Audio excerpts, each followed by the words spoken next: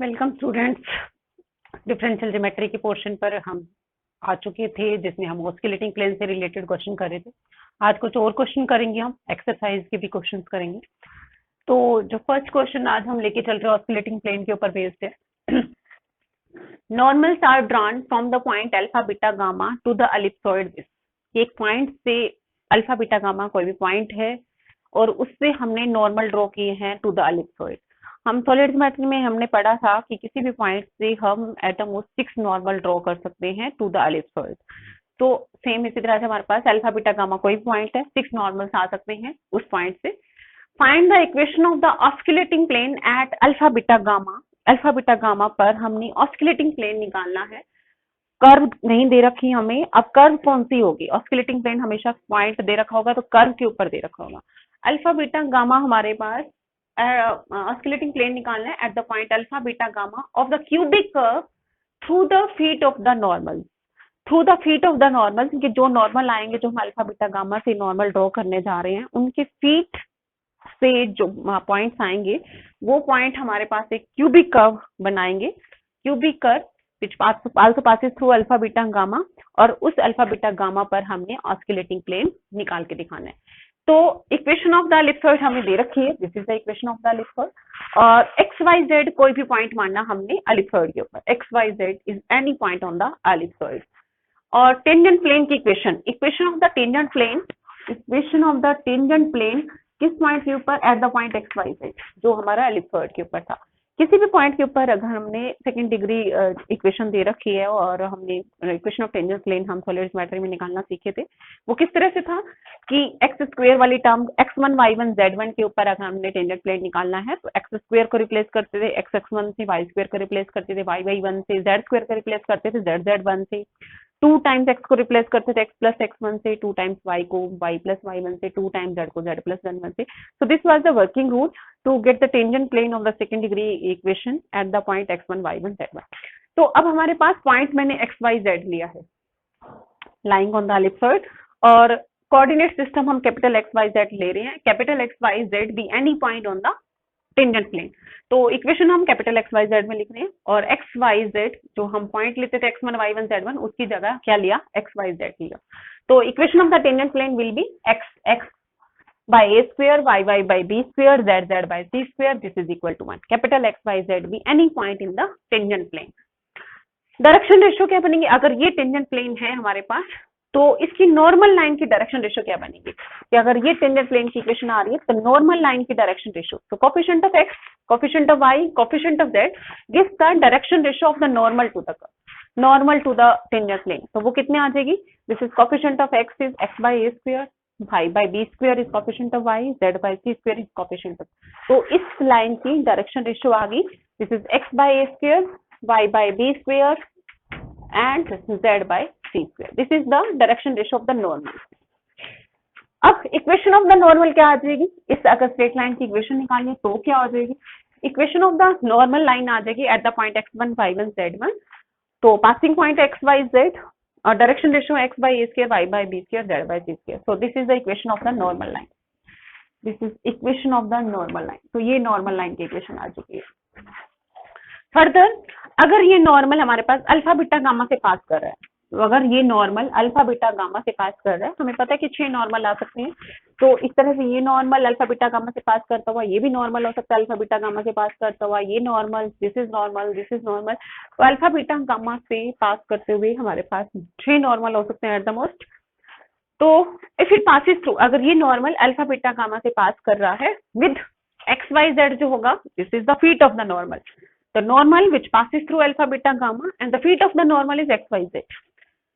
If it passes through alpha beta gamma with x y z as the feet of the normal, then क्या बनेगा कि ये जो equation है alpha beta gamma इसको satisfy करेगा। तो कैपिटल एक्स की जगह अल्फा, कैपिटल वाई की जगह बीटा एंड कैपिटल जेड की जगह गामा। तो ये नॉर्मल हमारा अल्फा बीटा गामा से पास कर रहा था। अगर हम इसको टी की फॉर्म में लिखे, पैरामीटर की फॉर्म में लिखे, तो हमारे पास the parametric coordinate of the feet of the normal, feet of the normal था x y z, the parametric coordinate of the feet of the normal which passes through alpha beta gamma। ऐसा normal जो alpha beta gamma से पास कर रहा था उसका feet of the normal है x y Z, तो एक्स वाई जेड की वैल्यू कितनी आएगी, फीट ऑफ द नॉर्मल की वैल्यू कितनी आएगी। तो अगर हम इसको इक्वेट करें फर्स्ट और टी को, तो यहाँ से हम सिंप्लीफाई करेंगे एक्स की value, x by a square is t is alpha minus x की टर्म्स को कलेक्ट किया, t by a square plus का 1 इक्वल टू अल्फा, एक्स की वैल्यू आ गई alpha a square divided by a square plus t. तो ये x आ गया, that means feet of the normal का x coordinate.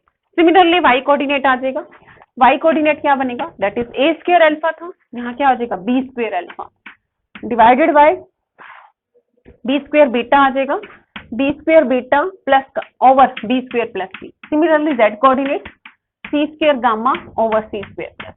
So when we solve these equations in terms of parameter t, we get x, y, z. तो feet of the normal आ गया, feet of the normal in parameter t. तो in parameter t we get the feet of the normal. Normal कैसा, जो किसमें से पास कर रहे हैं, अल्फा बीटा गामा से।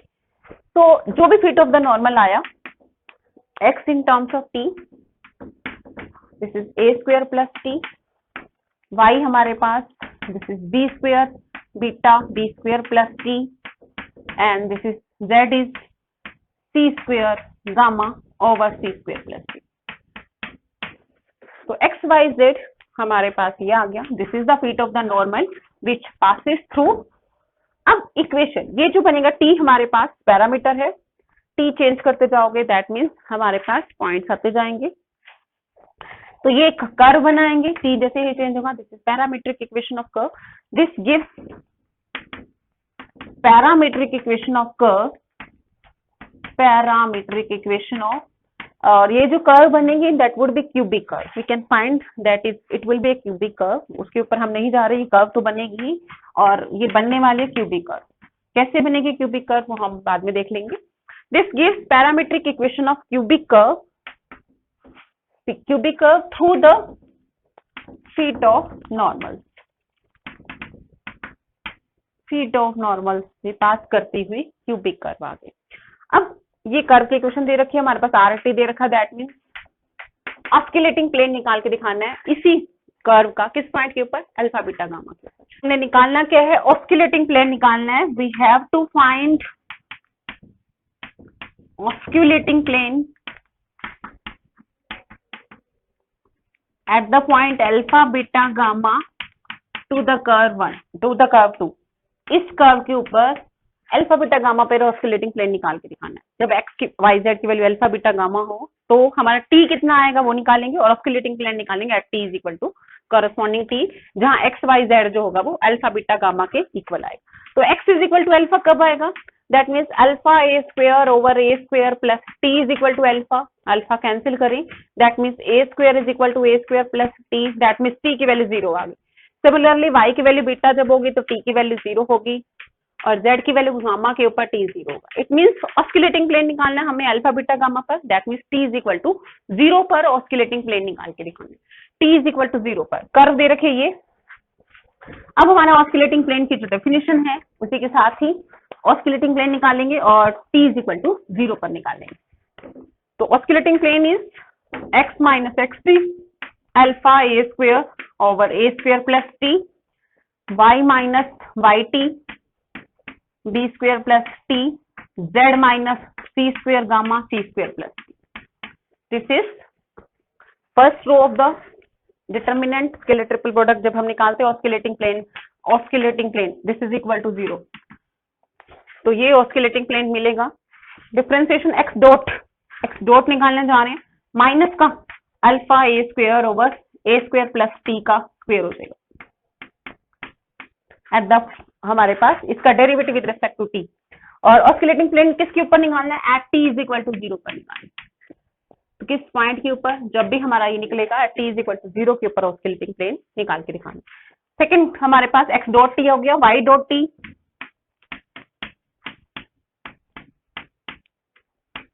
And then z dot T.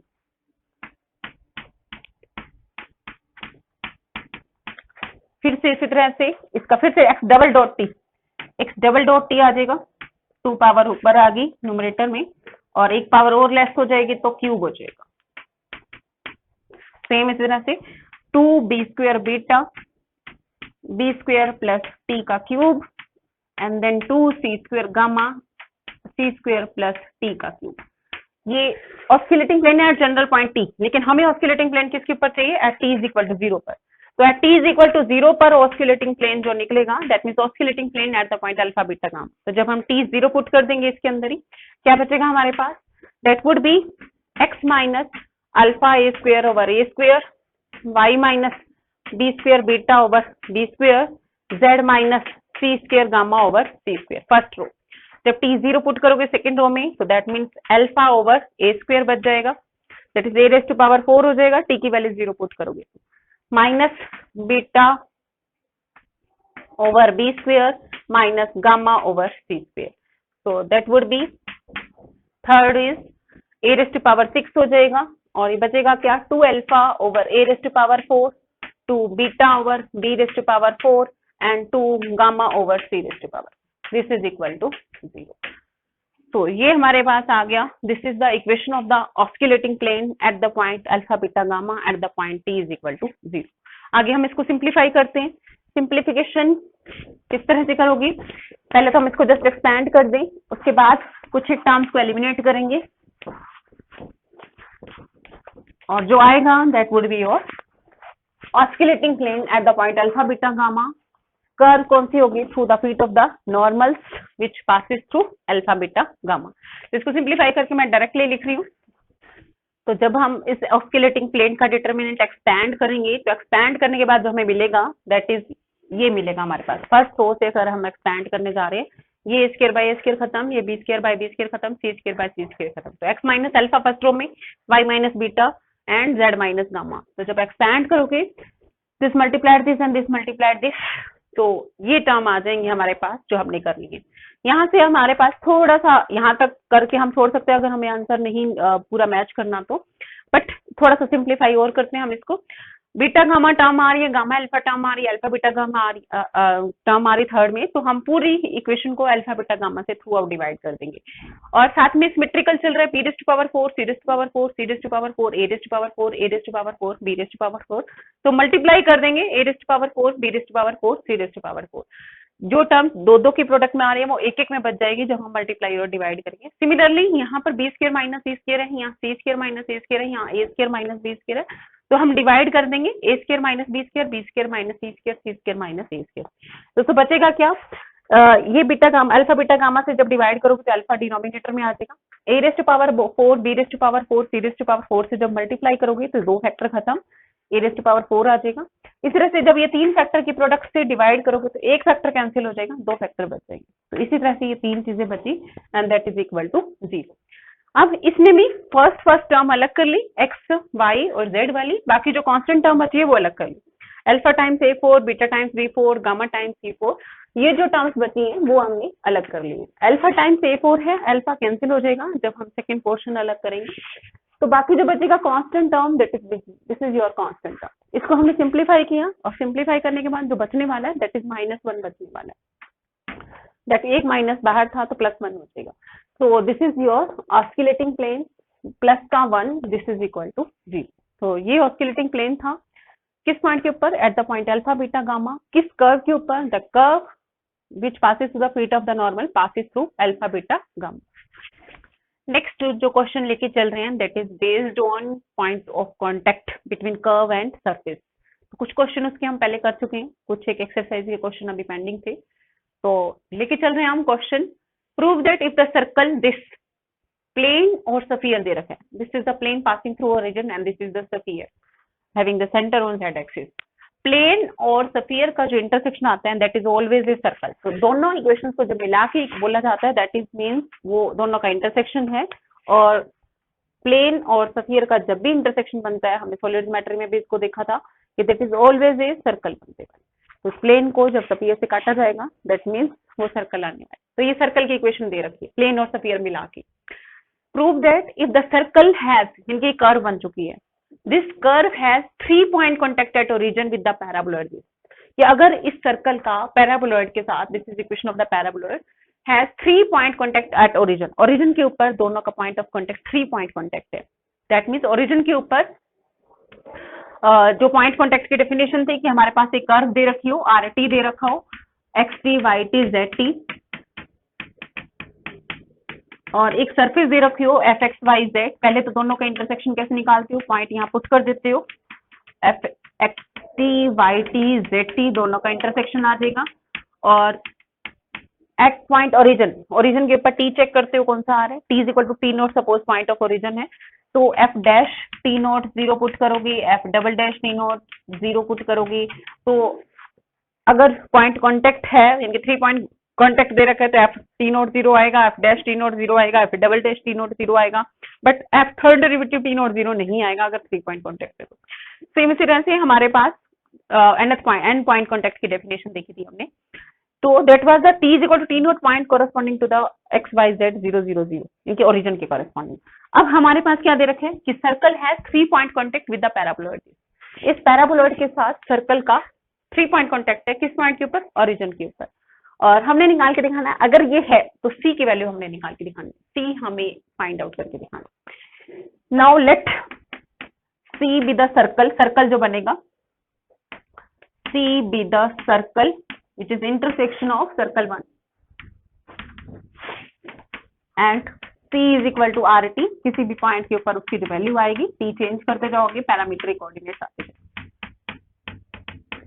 तो c की जो इक्वेशन है ये है हमारे पास x t y t z t, तो x t y t z t दोनों का इंटरसेक्शन है, दैट मींस दोनों को सेटिस्फाई करेगा, therefore L x t plus m y t plus n z t this is equal to 0, and second is x t square sphere की y t square z square और minus 2c z t this is equal to, ये equation satisfied हो।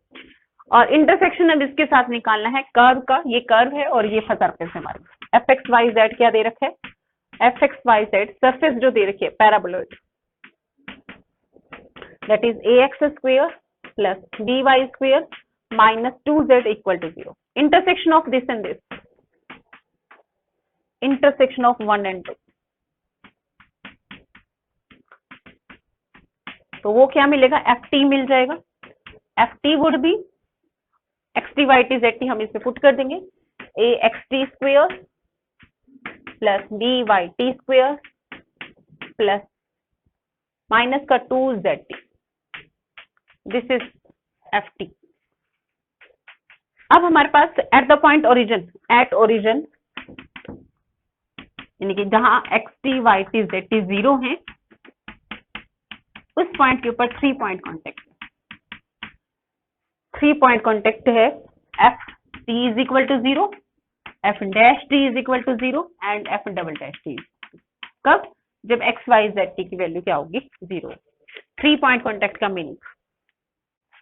अब करना कैसे, सी की value find out करनी है हमें, सी की value find out, F dash T निकाले अगर हम, एफ टी हमारे पास ये है, एफ डैश टी निकाले तो कितना आ जाएगा, 2ax dot, so clearly x is function of t here, we are just putting here x only instead of xt, 2by dot minus 2z dot this is equal to 0, f double dash t कितना आ जाएगा, 2 यहाँ से बाहर निकाल सकते हैं, that would be 2ax dot square, product rule, we are using product rule here, 2ax dot square 2ax x double dot 2by dot square plus 2by double dot minus 2z double dot this is equal to 0, तो f t is equal to 0, f dash t is equal to 0, f double dash t is equal to 0 at the point t where x t y t z t are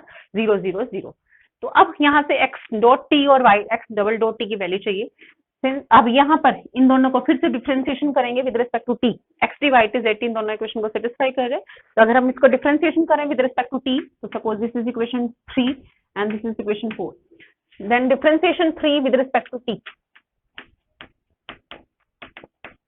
L x dot plus m y dot plus n z dot this is equal to 0, and from equation 4 differentiation 4 with respect to t क्या मिलेगा, this is 2xx dot plus 2yy dot plus 2zz dot minus 2cz dot this is equal to 0, तो 2 through out खत्म कर सकते हो, तो बचा क्या, that means xx dot plus yy dot plus z z dot minus का c z dot this is equal to at origin यानी कि x t y t z t zero हो। यहाँ जो एक्स वाई टी चल रहे हैं that is x t y t z t. तो x t y t z t अगर जीरो है तो then equation this equation suppose this is 5 and this is 6, then equation 6 give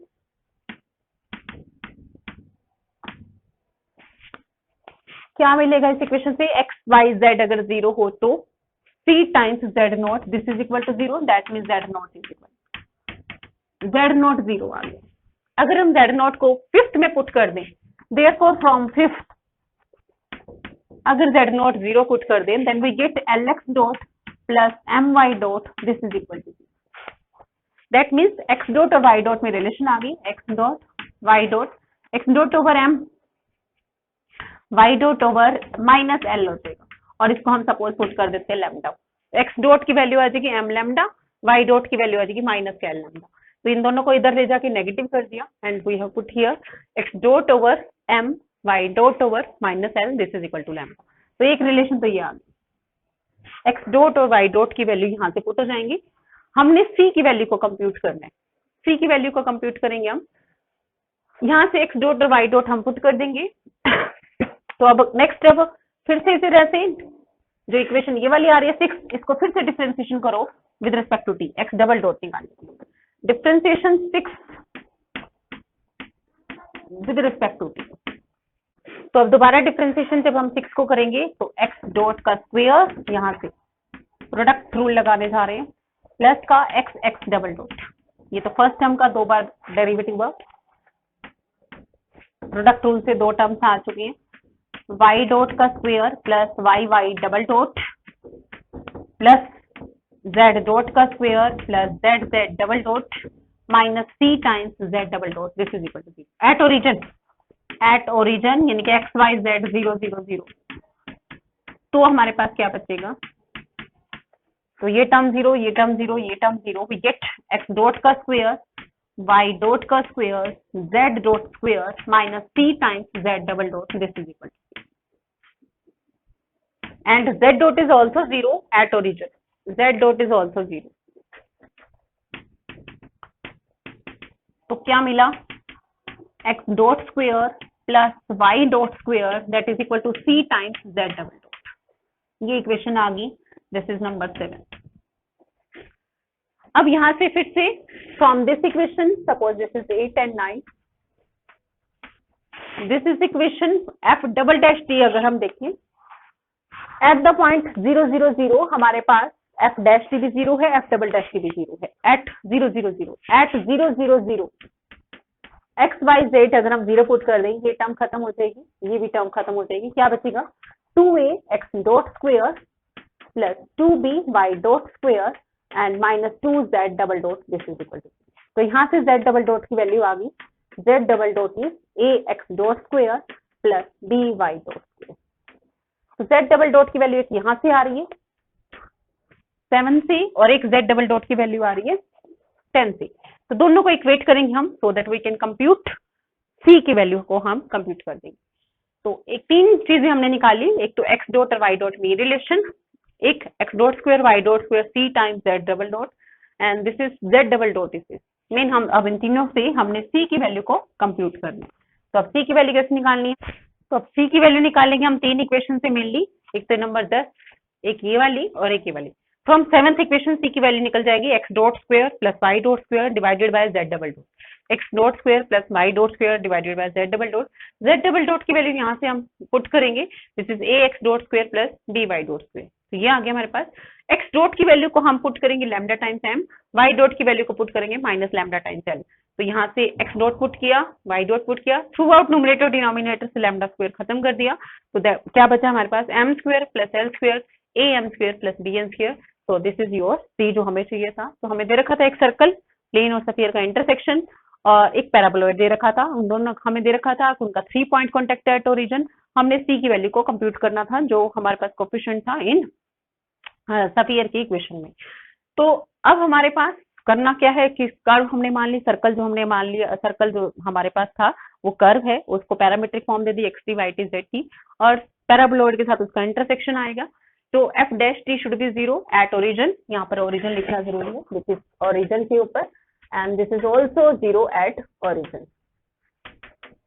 तो f dash t is 0, f double dash t is 0 at origin, point of 3 point contact की वजह से। तो हमारे पास सी की वैल्यू को कंप्यूट करने के लिए एट ओरिजिन पहले तो इसको सिंप्लीफाई किया, जेड डबल डॉट आ गया, और सेम इसी तरह से जो हमारे प्लेन और सफियर की इक्वेशन थी, सर्कल के कोऑर्डिनेट्स प्लेन और सफियर दोनों को सेटिस्फाई करेंगे, दोनों को 2 बार डिफरेंशिएशन किया ताकि एक्स डॉट और वाई डॉट में रिलेशन आ जाए, और इसी तरह से एक्स डबल डॉट और वाई डबल डॉट में रिलेशन आ जाए। तो ये सब चीजें करने के बाद हमने सी की वैल्यू को कंप्यूट किया। नेक्स्ट जो क्वेश्चन लेके चल रहे हैं हम, find the inflectional tangent at a point x1 y1 z1 to the surface this. Surface दे रखे y square z is equal to 4ax, inflectional tangent निकाल के दिखाना है at the point x1 y1 z1। Inflectional tangent को अगर हम recall करें, that is tangent at the point of inflection, या फिर हम यूं भी कह सकते हैं कि कोई भी स्ट्रेट लाइन इन्फ्लेक्शनल टेंजेंट बनेगी किसी भी सरफेस का अगर वो 3 कोइंसिडेंट पॉइंट के ऊपर मीट कर रही है उस कर्व को, सरफेस को।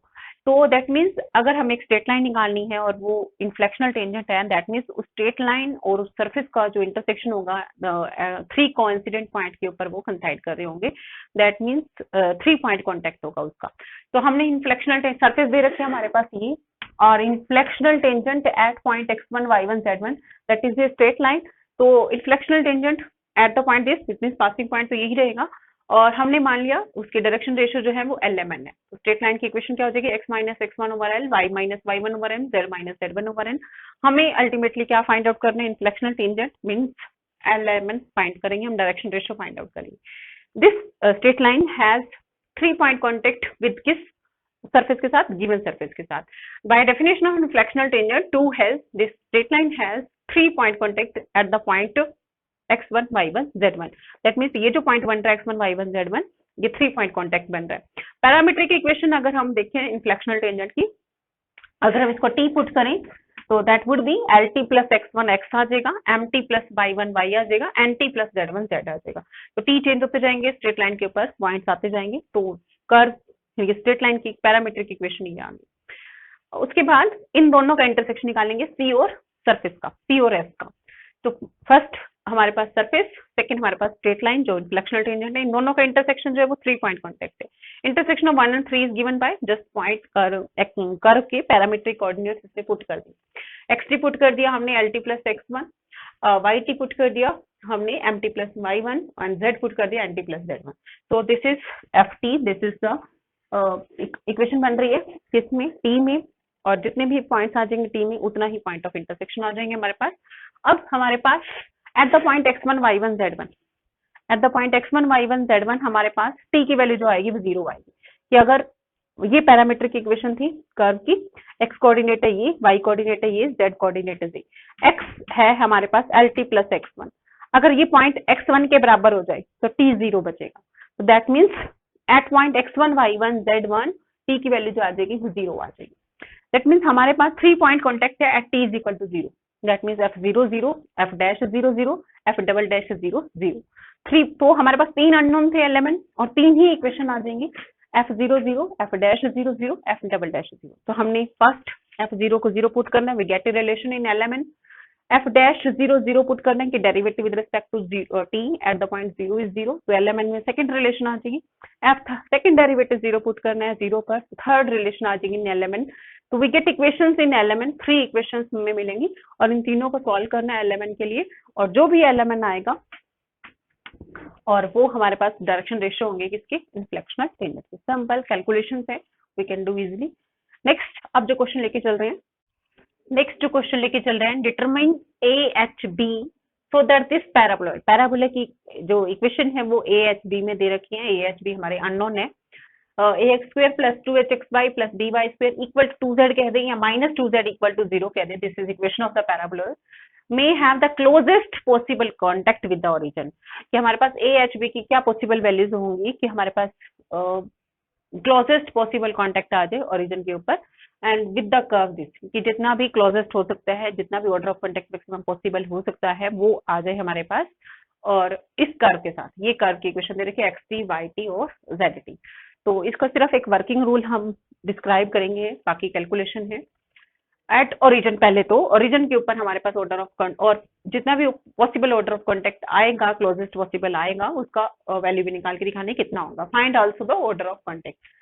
एट ओरिजिन की बात कर रहे हैं कि इस सरफेस का इस कर्व के साथ ओरिजिन पर कितना ऑर्डर ऑफ कॉन्टेक्ट है, पॉसिबल कितना है, और ए एच बी की क्या पॉसिबल वैल्यूज होंगी। एट ओरिजिन पहले तो x t y t z t, यानी कि कहाँ जीरो होगा, किस टी के लिए x t y t z t zero होगा, तो हम यहाँ चेक कर सकते हैं t is equal to 1, x t y t z t हमारा जीरो होगा। तो जहाँ डेफिनेट से से दिख रहा है टी की वैल्यू 1 है और टी की वैल्यू 1 ही इसको सेटिस्फाई कर रही है, टी की वैल्यू 1 इसको भी सेटिस्फाई कर रही है। तो that means x t y t z t 0 0 0 कब होगा, at t is equal to 1। That means t is equal to 1 पर सरफेस और कर्व का जो इंटरसेक्शन है वो क्लोजेस्ट पॉसिबल कॉन्टेक्ट लेके आएगा, कब, किस value of A H B के लिए। तो एफ टी हमारे पास इंटरसेक्शन निकाले अगर हम, intersection of curve and surface at t is equal to 1। F t अगर हम निकाले तो कोऑर्डिनेट्स एक्स वाई जेड के हम यहाँ पुट कर देंगे, इंटरसेक्शन आ जाएगा a times x square plus 2h x y plus b y square minus 2z x y z की value in terms of x t y t and z t. Clearly F1 यहाँ अगर हम F1 निकाले तो वो 0 है। Secondly हम देखेंगे एफ डैश 1 भी अगर हम चेक करें तो वो भी 0 आएगा, दो तो अपने आप ऑटोमेटिकली 0 आ रहे हैं। और हमने अब ए एच बी की वैल्यू निकालनी है, तो अगर हम एफ डैश 1 को 0 पुट करें तो एक रिलेशन आ जाएगी ए एच बी में। तो हमें 3 इक्वेशंस तो कम से कम चाहिए ए एच बी को सॉल्व करने के लिए। तो एफ डबल डैश 1 को हमने 0 पुट किया, एफ थर्ड डेरिवेटिव एट 1 को 0 पुट किया, एफ फोर्थ डेरिवेटिव एट 1 को, दैट मीन्स पहले derivative with respect to t निकालने हैं और टी की वैल्यू 1 पुट करनी है।